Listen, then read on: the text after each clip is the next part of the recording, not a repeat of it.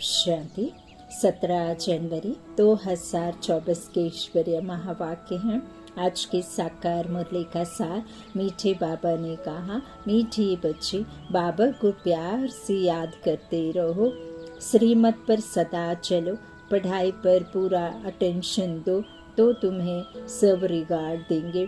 प्रश्न है, अति इंद्रिय सुख का अनुभव किन बच्चों को हो सकता है?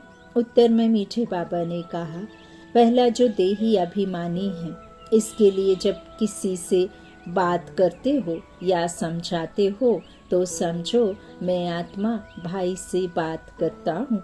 भाई भाई की दृष्टि पक्की करने से देही अभिमानी बनते जाएंगे। दूसरा, जिन्हें नशा है कि हम भगवान के स्टूडेंट हैं, उन्हें ही अतीन्द्रिय सुख का अनुभव होगा।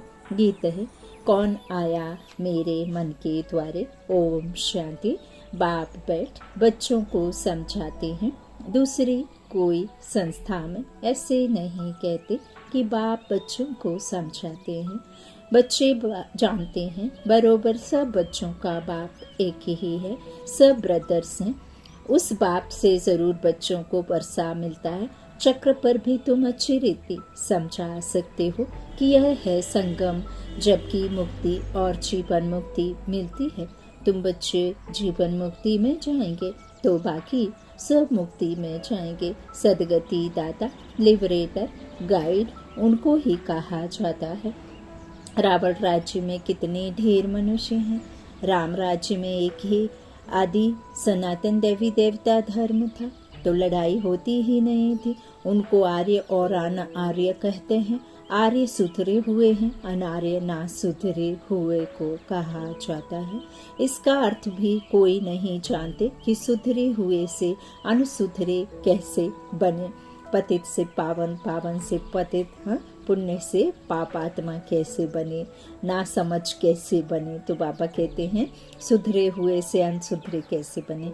आर्य कोई धर्म नहीं था, सुधरे हुए यह देवताएं थे। आर्य बाबा ने किसको कहा? जो सुधरे हुए, जो संपूर्ण कला, 16 कलाओं से संपूर्ण जो मनुष्य थे ना, उन्हें ही तो देवी देवता कहा। वो देने की भावना थी ना, आत्मा समझ अपना पाठ बजाते थे। तो सुधरे हुए यह देवताएं थे। फिर 84 जन्म के बाद अनसुधरे बनते हैं। जो ऊंचे थे ऊंचे पूजे थे, वही पुजारी बन पड़े। हम सो का अर्थ भी बाप ही समझाते हैं। सीढ़ी पर समझाना बहुत अच्छा है। ऐसे नहीं कि हम आत्मा सो परमात्मा, परमात्मा सो आत्मा, नहीं। यह तो विराट नाटक है। तुम जानते हो, हम सो पूज्य थे फिर पुजारी बने, अर्थात हम सो देवता फिर सो क्षत्रिय बनते हैं। सीढ़ी तो जरूर उतरेंगे ना, यह भी हिसाब है। 84 जन्म कौन लेते हैं? बाप कहते हैं तुम अपने जन्मों को नहीं जानते हो, मैं तुमको बताता हूँ। यह चक्र है, उसमें हम ही सो देवता क्षत्रिय आदि बनते हैं। 21 जन्म तो नामी ग्रामी हैं। मनुष्य तो उन बातों को जानते ही नहीं, तमो प्रधान है। अब तुम बच्चों को ही सारी नॉलेज मिलती है, परंतु समझते कोई मुश्किल है। तब कहते हैं कोटों में कोई ही ज्ञान को आकर लेंगे और देवता धर्म वाले बनेंगे। इसमें आश्चर्य नहीं खाना चाहिए। चक्र पर समझाना सहज है। यह सतयुग, यह कलयुग, क्योंकि सतयुग में होते ही बहुत थोड़े हैं। झाड़ छोटा होता है फिर वृद्धि को पाता है। पहले तना निकलते हैं, फिर 2 पत्ते निकलते हैं, है ना, फिर और उसमें टालियां निकलते हैं। तो सबसे पहले जो मनुष्य रूपी सृष्टि झाड़ है ना, उसमें सबसे पहले जड़ तो यहाँ है ना। बाबा ने जड़ों में योग बताया है ना, कैसे ब्रह्मा बाबा और कैसे ब्रह्म कुमारी बच्चे जो जड़ में बैठे हैं, चोटी जिसे बाबा ने कहा है, तो वहाँ पे बैठ तपस्या कर रहे हैं, है ना, ज्ञानेश्वरी बन रहे हैं, फिर वही राजेश्वरी बनेंगे। तो सबसे पहले जो आएंगे कृष्ण और राधे, वो 2 पत्ते कहलाते हैं। लेकिन कोई भी कथाओं में जो कह दिया बाबा ने, कहते हैं कि ब्रह्मा की नाभि से, अब ब्रह्मा की नाभि से तो कोई का जन्म हो ना सके। तो वहाँ बाबा ने कहा कि सतयुग में योग बल से राधे और कृष्ण अलग अलग गांव में थोड़े समय बाद राधे का जन्म होगा, 4-5 वर्ष के बाद, फिर वही स्वयंवर के बाद में लक्ष्मी नारायण बनते हैं। लेकिन जो उनके माता पिता होते हैं, चूंकि वो इस कलयुगी दुनिया से होते हैं, लेकिन योग बल से राधे कृष्ण होते हैं, लेकिन उनके माता पिता तो कोख से होते हैं। तो फिर जब तक उनके राधे कृष्ण के माता पिता अपना तन नहीं छोड़ देते हैं, इस युग के माता पिता वो जो होते हैं, तब तक फिर ये लक्ष्मी नारायण का राज्य शुरू नहीं होता है, क्योंकि वो बिल्कुल एकदम प्योर दुनिया, सतो प्रधान दुनिया ना, 5 तत्व भी। तो इस तरह से बाप बैठ बच्चों को समझाते हैं कि पहले झाड़ बहुत छोटा था, है ना, तो फिर वृद्धि को पाता है, इस झाड़ का किसको पता नहीं है। और ब्रह्मा की बात भी मुश्किल समझते हैं।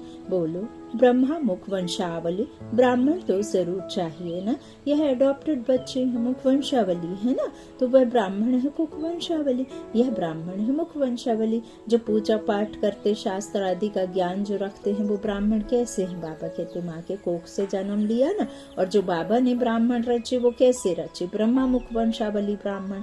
तो ये ब्राह्मण और वो ब्राह्मण में फर्क क्या है?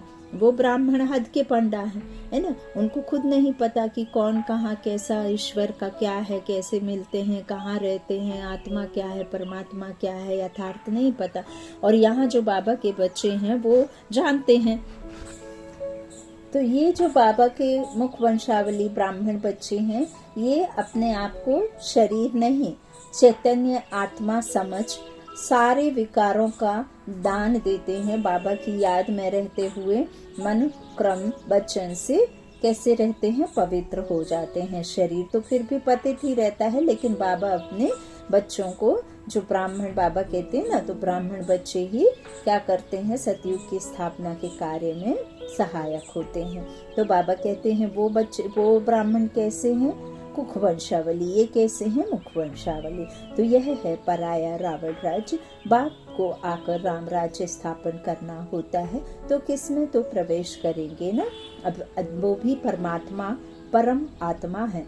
तो जैसे हम आत्मा इस शरीर में रह करके पाठ बजाते हैं, तो बाबा कहते हैं मुझे भी अपना पाठ बचाने के लिए कोई ना कोई एक शरीर चाहिए, तो मैं ब्रह्म तन का आधार लेता हूँ।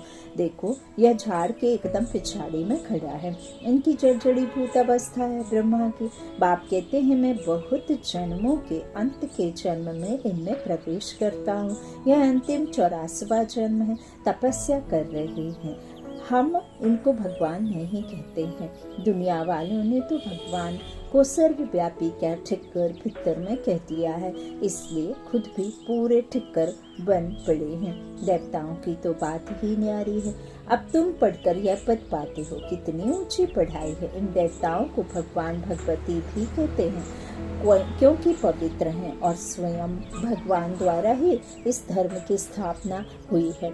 तो जरूर भगवान भगवती होनी चाहिए, परंतु उनको कहा जाता है महाराजा महारानी, उन्हें भगवान नहीं कहा जा सकता। बाकी श्री लक्ष्मी नारायण को भगवती भगवान कहना भी अंधश्रद्धा है, क्योंकि भगवान तो एक ही है ना। तुम शिव और शंकर को भी अलग कर बताते हो, इस पर वो लोग कहते हैं यह देवताओं को भी उड़ा देते हैं।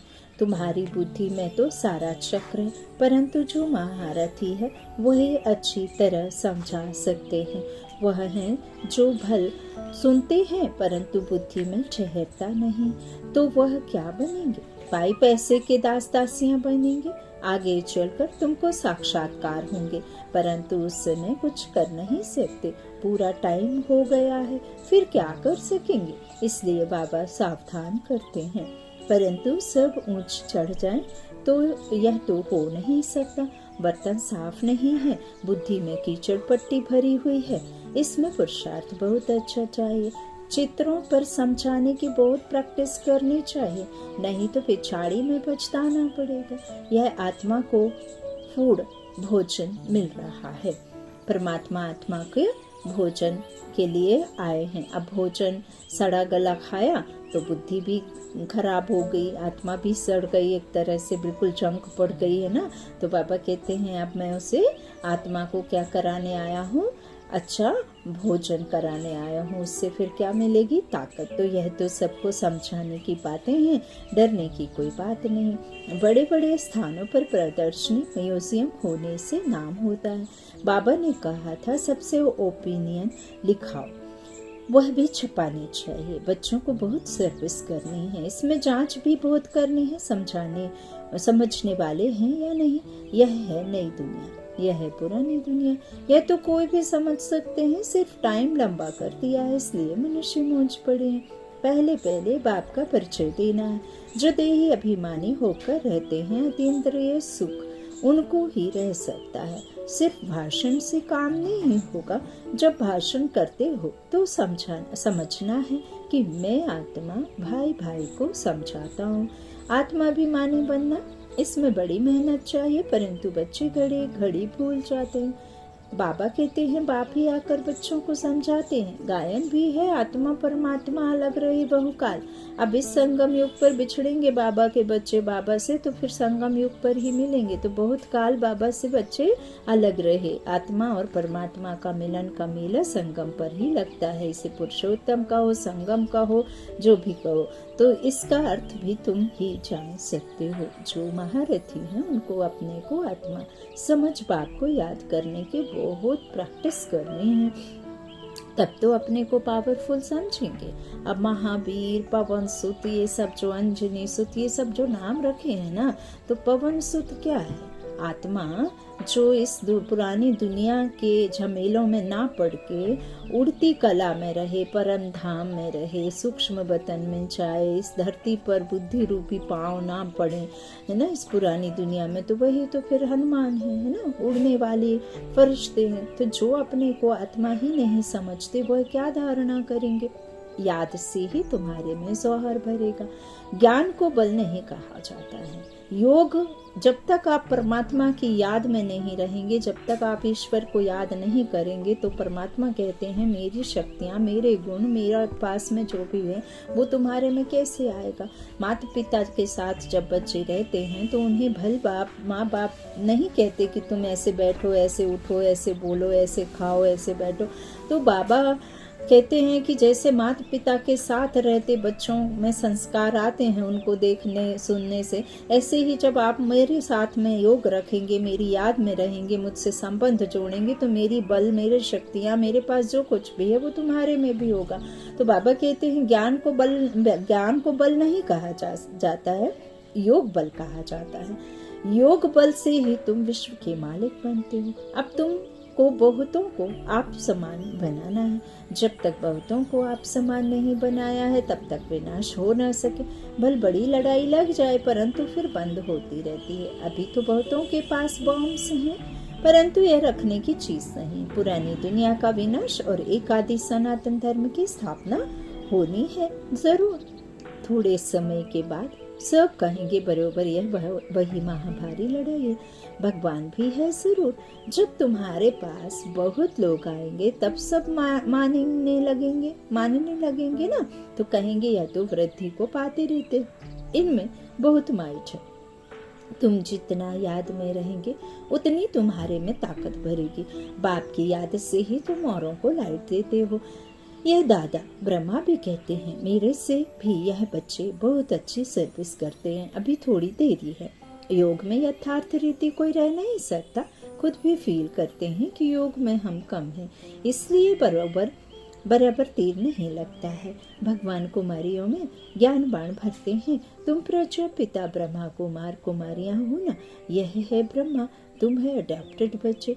क्रिएटर तो एक ही है, बाकी सब पढ़ रहे हैं। उसमें यह ब्रह्मा भी आ गया, फिर यह रचना हो गई ना। तुम देवता बनने वाले हो, दैवी गुण धारण कर रहे हो। कहाँ कहाँ दोनों पहिए चल नहीं सकते, जैसे कि रेती पर खड़े हैं। बाबा नाम नहीं लेते हैं, नहीं तो समझना चाहिए बाबा सच कहते हैं।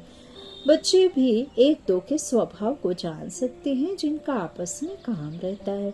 बच्चे समझते हैं हम ही सिरताज थे, अब फिर बनते हैं। पहले तुम किसको समझाते हो? मानने लिए तैयार नहीं होते।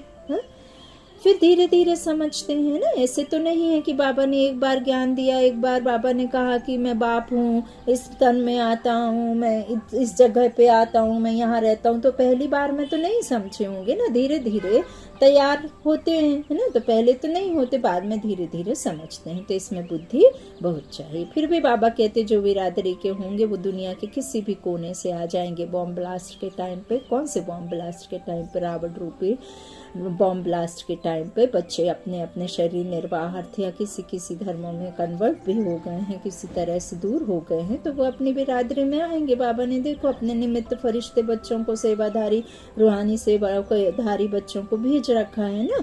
तो आत्मा में वृद्धि, आत्मा बुद्धि है। हाँ, बाबा कहते आत्मा में बुद्धि है। आत्मा सत्य चित्त आनंद स्वरूप। अब तुम बच्चों को देही अभिमानी बनाया जाता है। जब तक बाप ना आए तब तक कोई देही अभिमानी बन ना सके। पता ही नहीं है कि हम देह हैं या देह से न्यारी भी एक आत्मा अंदर बैठी जो बात कर रही है, खा रही, पी रही, चल रही, है ना, बोल रही। तो अब बाप कहते हैं आत्माभिमानी भाव। माँ में कम याद करो तो मेरे से शक्ति मिलेगी। यह धर्म बहुत ताकत वाला है, सारे विश्व पर राज्य करते हैं। कम बात है क्या, तुमको ताकत मिलती है बाप के साथ योग लगाने से। यह है नई बात जो अच्छी रीति समझाना पड़ता है। आत्माओं का बेहद का बाप वही है, वही नई दुनिया का रचयिता है। तो शिव का ऑक्यूपेशन समझाओ कि वह आकर क्या करते। श्री कृष्ण जयंती और शिव जयंती दोनों की मनाते हैं। अब दोनों में बड़ा कौन? मुझते मुझ निराकार।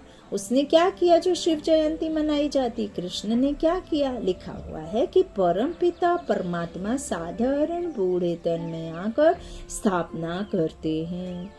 अनेक प्रकार के मत मतांतर हैं, श्रीमत तो एक ही है जिससे तुम श्रेष्ठ बनते हो। मानव मत से श्रेष्ठ कैसे बनेंगे? या ईश्वरी मत जो तुमको एक ही बार संगम पर मिलती है। देवताएं तो मत देती नहीं, मनुष्य से देवता बन गए बस खलास। वहाँ गुरु आदि भी नहीं करते, यहाँ मनुष्य मत लेते हैं गुरु की। तो युक्ति से समझाना है। हम है राजयोगी, हठ योगी कभी राजयोग सिखला ना सके।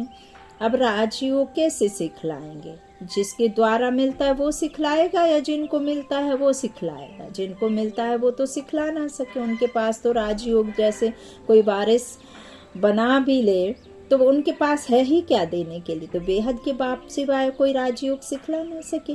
वे हैं ही निवृत्ति मार्ग वाले, तीर्थों पर प्रवृत्ति मार्ग वालों को ही जाना है ना, जो हठ योगी होते। तो तुम बच्चों को कोई भी बात में मूंझना नहीं है। यह ड्रामा बना बनाया है जो रिपीट होता रहता है। तुम्हारी सर्विस भी कल्प पहले मिसल होती है। ड्रामा ही तुमको पुरुषार्थ कराते हैं, वह भी तुम करते हो कल्प पहले मिसल। पुरुषार्थ वालों की चलन से तुम समझ सकते हो। तब तो प्रदर्शनी में ग्रुप देखकर गाइड दिया जाता है ताकि अच्छी रीति समझा सके। पढ़ाने वाला बाप तो अच्छी रीति जानते हैं, कितनी विशाल बेहद की बुद्धि बनाते हैं। तुमको नशा रहना चाहिए कि हम किसके बच्चे हैं। भगवान हमको पढ़ाते हैं, कोई नहीं पढ़ सकते तो भाग जाते हैं। भगवान भी समझते हैं यह हमारा बच्चा नहीं है। तुम देखते हो भगवान के बच्चे पढ़ते थे, फिर भाग गए, फिर कुछ समझ में आ जाता है तो फिर भी पढ़ने लग जाते हैं। फिर योग में अच्छी रीति रहें तो ऊंच पद पा सकते हैं, समझेंगे। बरोबर हमने टाइम बहुत वेस्ट किया जो ऐसा स्कूल छोड़ दिया। अब तो जरूर बाप से वर्षा लेंगे। बाप को याद करते करते अथवा बाबा बाबा के रोमांच खड़े हो जाते हैं, हो जाने चाहिए। बाबा हमको उच्च पद प्राप्त कराते हैं, हम कितने भाग्यशाली हैं। घड़ी घड़ी बाबा की याद रहे, डायरेक्शन पर चलता रहे तो बहुत उन्नति हो सकती है। बाबा कहते फिर उनको सभी रिगार्ड देंगे, बहुत रिगार्ड देंगे। बाबा कहते पढ़े आगे अनपढ़े भरी ढोएंगे, पढ़े के आगे अनपढ़े भरी ढोएंगे। देह अभिमान वाले को दैवी गुणों की धारणा हो न सके। तुम्हारा चेहरा फर्स्ट क्लास होना चाहिए। कहते हैं अतीन्द्रिय सुख उन्हों से पूछो जिन्हों को भगवान पढ़ाते हैं।